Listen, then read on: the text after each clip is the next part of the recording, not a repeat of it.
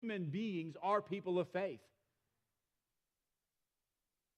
What's going to dictate that? What are you building your life on? And so we're going to be in Hebrews chapter 11, and we're going to spend some time talking about faith over the next few weeks together. It may go longer than just a few weeks. Be mindful of that, all right? We're going to have a kind of a good time talking about that, all right? So Hebrews chapter 11, starting with verses 1 and 2.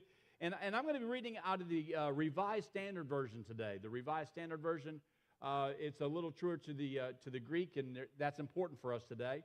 And so I want you to stand with me for the reading of God's wonderful word. Hebrews chapter 11, starting with verse 1. Now faith is the assurance of things hoped for, the conviction of things not seen. For by it the men of old received divine approval. And by faith, we'll just read verse 3. By faith we understand that the world was created by the word of God, so that what is seen was made out of things which do not appear. You may be seated. Faith is the assurance of things. Faith is the assurance of things. We used to sing an old hymn, Blessed Assurance, Jesus is mine. You and I have some idea about this idea of assurances. When you go to the bank, the banker wants assurances that you're going to pay the loan back. You need to borrow something for a car or for a house, they need some assurances. You might have to, the car itself or the house itself is collateral, giving the banker some assurance that you're going to pay the loan back. If you default on the loan, the house is theirs, right? You want assurances in life. If you go into a business proposition, you want some assurances that your business partner is going to hold up to their end of the bargain. The idea of faith, building assurance. Faith is not just wishful thinking. I just believe in my heart that the Fort Worth Indian motorcycle dealership is going to give me a new Indian chieftain. I just have faith that the Indian motorcycle dealership here in Fort Worth is going to give me a brand new Indian motorcycle. I have no assurances that that is true. We're not talking about just thinking up nonsense and then hoping that it happens. That's more than just blind faith. That's being stupid. And when it comes to the things of God, when it comes to what He's done for us, the world that He has created, and we're going to spend a lot of time over the next few weeks talking about the evidence. I know that faith is the substance of things hoped for in the NIV and some of the translations. The evidence of things, or the substance of things, right? The substance and the evidence. The presence of God, His creative nature.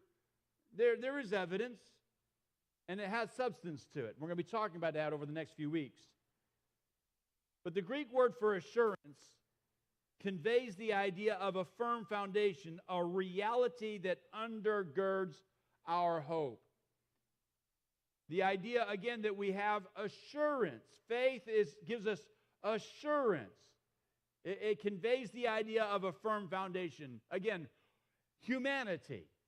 It is human nature to have faith. Everyone on earth has a belief structure. Even believe in things that are unproven or things that are unseen.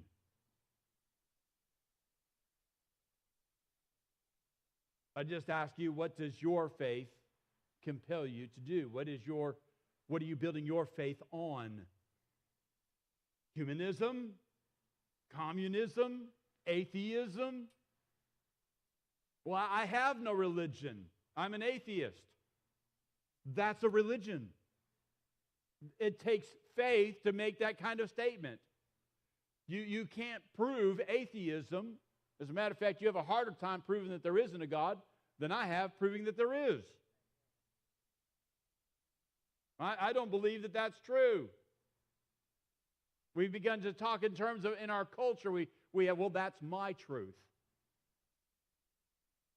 No, it's either true or it's not. There really isn't any concept of individual truth. There may be individual reality. The reality for you may be different, but truth is the same. Truth is truth. Truth is not necessarily subjective to your point of view. All right? There was a car accident. The truth that there was a car accident is irrefutable. You have the smashed up cars right there in front of everyone. Now, how that happened, now that's up for some discussion.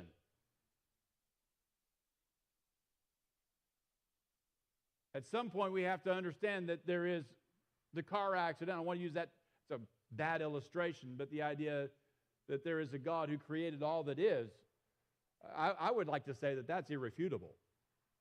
Now, how he did it, how he created it, how he didn't, whatever, that's up for some discussion. But I have some assurances from the Word of God